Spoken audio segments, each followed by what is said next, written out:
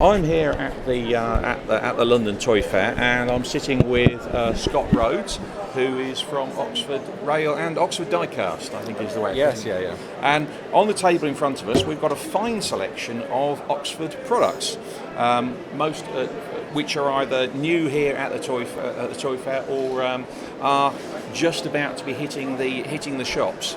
Now, I suppose we'll start with the cars briefly. Yep. Just mention a couple because Oxford produce a phenomenal range each year, don't they? Yeah, there's a very big range that we do of different cars, different eras, different colours. So it's quite an expanding range of vehicles. And quite often you get almost a new vehicle every day through the year. So yeah, it works out something like that, a new vehicle every day. yeah, so we're not going to sit and go through all those because that really would be boring for the readers. Those, if you want to know more, obviously there are the various publications that come out, and don't forget, of course, there's an e-shot as well goes out with the information. Yeah.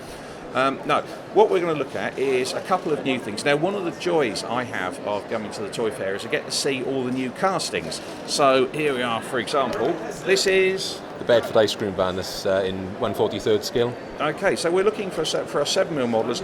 This is the casting, and you can see just how much of it is metal, I think, which is impressive. Yeah. I mean, obviously you've got the die-cast body with plastic moulded inserts to show the different components that are inside the actual model.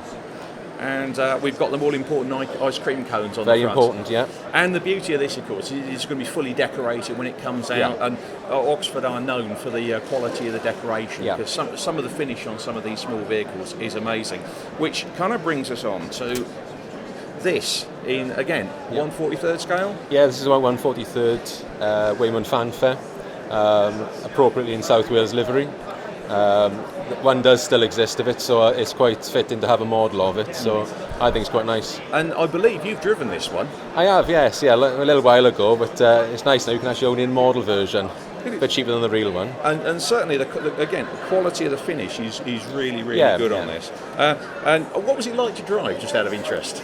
Certainly different. Different. That's not. It's not like anything modern in any shape or form, but it's certainly an art to drive in them. I mean, it's. I didn't do many miles in it, but yes, it was an experience. It was a bit of a workout on the steering and the brakes. Yeah, you don't need a gym when you drive one of those, for example. But right. Now I know last year the big surprise had to be the first 3D models of this. Yeah, it's a bit of a beast. I mean, you've got the 18-inch howitzer gun, built for the First World War, and somehow some of them survived. Some of them survived into the Second World War. The livery that you can see here is actually the Second World War livery, so the First World War livery would have been a camouflage livery, which would be seen in Boom 001, which will come with a Dean Goods locomotive in khaki livery. Okay. And today we've also announced the gun as a separate item as Boom 003. So you'll be actually go out and buy this. And to be honest, the RRP on this is amazing. Yeah, I mean, the RRP is $49.95, which I think is superb for what you're actually getting. It's $49.95 for a gun that is, 12 inches long. Yeah. It's got a bit of weight to it as well. There's a big chunk of die cast in the centre here, so you've got your centre weight for stability. And it has been tested over all different point work at various speeds, and it does look very impressive going around the layout. I have to say, it really is an impressive beast, isn't it? Yeah, I mean, it's very impressive. I mean, when I first started working on it, you don't realise how big it is until you actually get the sample in your hand, and then you realise the scale of it. Yeah, I must admit, we when we first saw it last year, it was like, wow. Yeah. And then, can they really do the price? And it's reasonably detailed. Yeah. The original ones, the first shots we saw had got solid bogies there. That you've opened that out, I believe.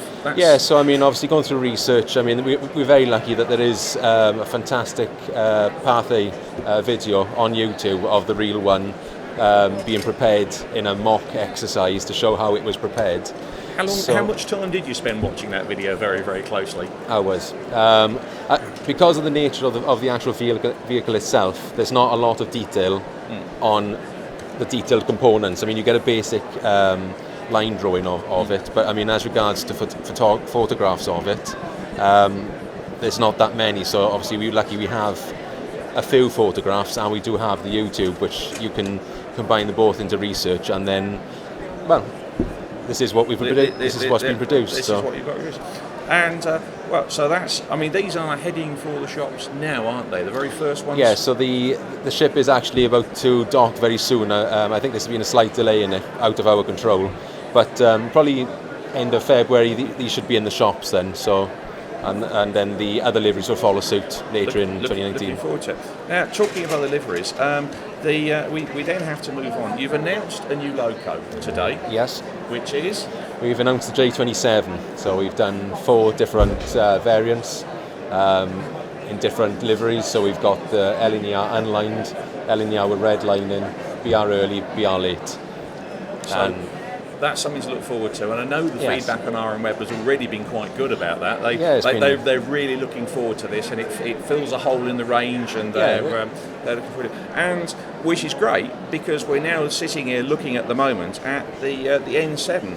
Yeah, I mean the N7 I think is quite an iconic model, or locomotive actually. I mean it's just a fantastic locomotive. I mean it was built to do a job, and it did it perfectly for years. And in model form, I mean you can look at this. And when you actually feel one, you can actually feel how heavy it is. There's a lot of weight in this. Yeah. The weight seems to be a thing you guys are going for, which is great for getting over people's track work. Well, I mean, in real life, these did empty stock movements as well as other jobs. So, I mean, they would have been expected to move large amounts of stock. So, it was just a perfect model to put plenty of weight into and actually create a model of something that actually existed. And we've got the various variants here. I know the grey has already shipped, but we've got the LNER and the BR versions. And noticeably the BR people are being shortchanged because there's not so many pipes on the outside. I mean they removed the condensing gear. Yes. So the BR version actually represents that. And as with a class as complex as this, I mean there were so many variations. That obviously you try to incorporate them all into a model and maintain a price point as well. So I think we've done that. I mean that certainly has been the feedback that people are very, very happy, and the price point matters because railway modelers are quite price sensitive, aren't they? Well, yeah. I mean everyone's value for money. I mean not just in model railways, but in actual everything these days. So I mean it's great having high-end models, but it's also great having something that looks like the real thing and does what it says on the tin. Very much something for everybody. And I mean, I'm told things like the coaches have sold very well, and that's the key, isn't it? It's ultimately sales that matter. Yeah, I mean the ScotRail coaches have sold out before they even went out to the distributors and shops. So that's a big bonus. And we've asked to do reruns of them, so I mean that's always a good sign if people want them again. So that's very good. So there's presumably projects in the works for the future as well. Yes, I mean obviously there's quite a few projects in the pipeline for none of which future. you're going to tell me, I'm guessing. No, go on, you can. Go on, you can. Don't worry. I'd love to, but no.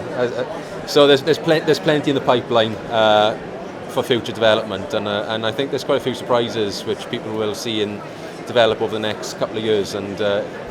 It's interesting times ahead. Look forward to it. Thank you very much for your time. Thank you very much. Thank you.